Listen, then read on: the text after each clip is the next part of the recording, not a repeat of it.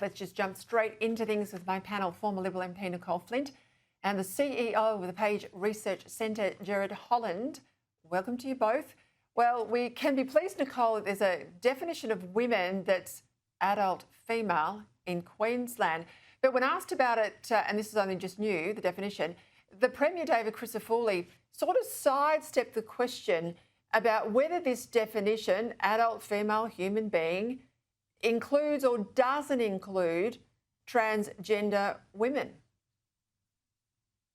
Well, what the Queensland LNP government should do is take action to overturn every single piece of Queensland Labor legislation that either removed or erased the definition of women or watered down women's rights at law and reinstate the definition of woman as an adult human female.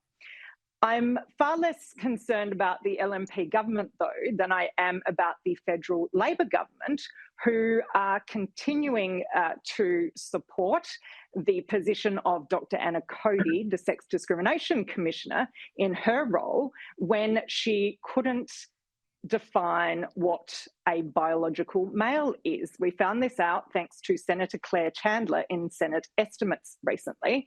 And let's all remember where this madness started. It started under the Gillard Labor government in 2013 when they erased the meaning of woman from the Sex Discrimination Act, and Prime Minister Anthony Albanese was part of the cabinet that did that. So if we're looking at who is truly responsible for this insanity that we have seen and the rights of women being trampled over every single day, Peter, it is Prime Minister Anthony Albanese and his Labor colleagues who are truly to blame.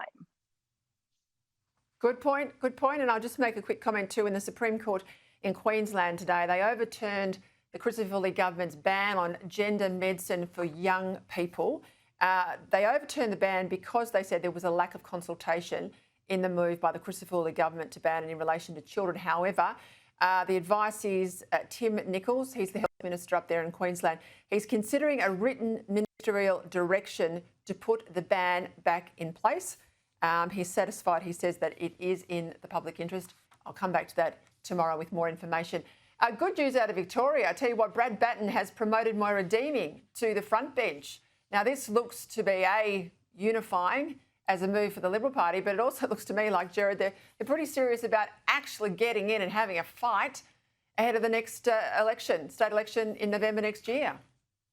Well, I think what people are craving at the moment, Peter, is just leaders with character and conviction, and that is Moira. She didn't back down. She was adamant that she knew what a biological woman was, and she wasn't going to be intimidated or smeared with any other labels to try and sort of diminish her contribution. And it's great to see her back on the front bench. I've had the privilege of meeting Moira a few times, and I think she has an enormous amount still to contribute to the great state of Victoria and to contribute to this country. And I only wish her the best. And if there's anyone who is up to the task of giving it to Labor in the next state election, Moira's your girl.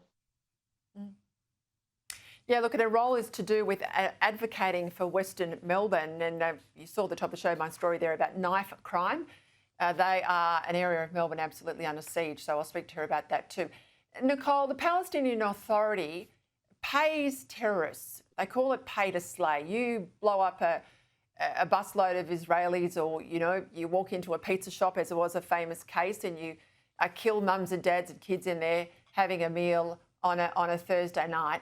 And you end up, and if you take yourself out, of course, your pension goes to your family, your terrorist pension.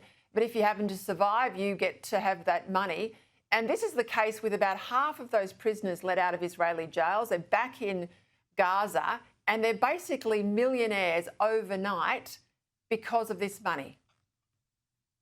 Just when we all think we can't be any more shocked about what has gone on and is still going on in Israel, and with people who have been convicted as terrorists, who have inflicted atrocities on the Jewish people and Israeli people, information like this comes out. Peter, what we need to see, and it has happened previously, is proper sanctions imposed if this is the case. And it does appear that this is still the case, and that these convicted terrorists, convicted killers will be receiving this money.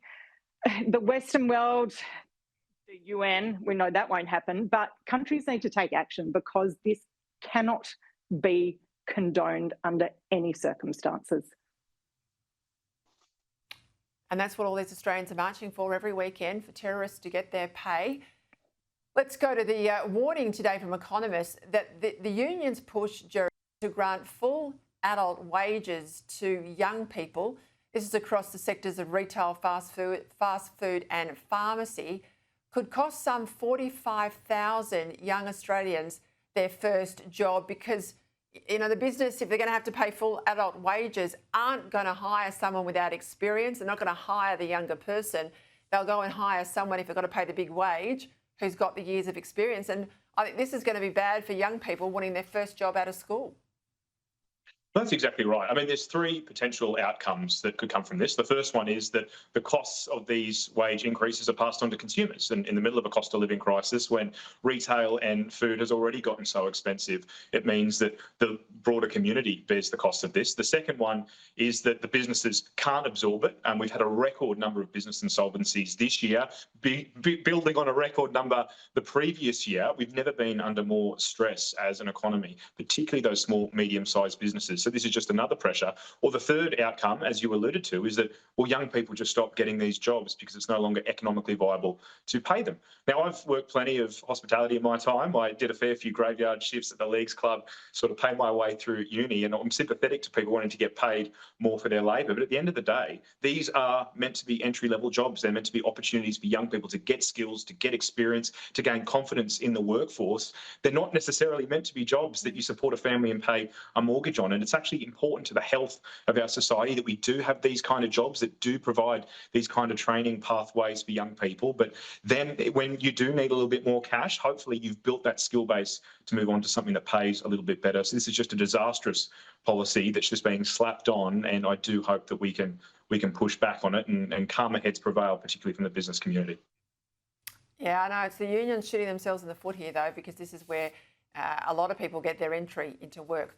Got to leave it there, Nick. Thank you very much.